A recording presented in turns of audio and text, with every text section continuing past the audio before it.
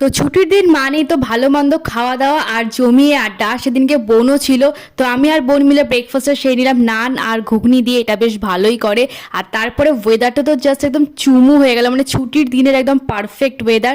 আর এই পারফেক্ট ওয়েদারে মা বানিয়েছিল বিরিয়ানি। ইয়েস, মানে ওয়েদারটা পুরো পারফেক্ট না, বিরিয়ানি খাওয়ার মতনই একদম। তো বিরিয়ানিটা দেখতেই পাচ্ছ কি দারুণ টেম্পটিং দেখতে হয়েছিল, আর খেতেও দারুণ হয়েছিল।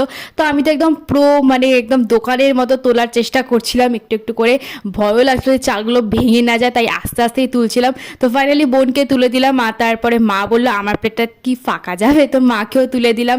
দেখতেই পাচ্ছ একদম দোকানের স্টাইলে। আর খেতে বিরিয়ানিটা সত্যিকারের খুব ভালো ছিল। চিকেনটা দেখতেই পাচ্ছ কি সফট হয়েছিল, আর টেস্টটাও দুর্দান্ত হয়েছিল। মানে অনেক দিন পরেই মা বানিয়েছিল ভয়ে ভয়তে, বাট খেতে খুবই সুন্দর হয়েছিল। আর মা বানিয়েছিল, মার তো ভালোই লাগবে, আর বোনেরও ভালো লেগেছিল। ইনফ্যাক্ট আলুটাও খুব সুন্দর সফট হয়েছিল। তো এইভাবেই আমাদের ছুটির দিনটা কাটলো। তোমরা জানিও কেমন লাগলো।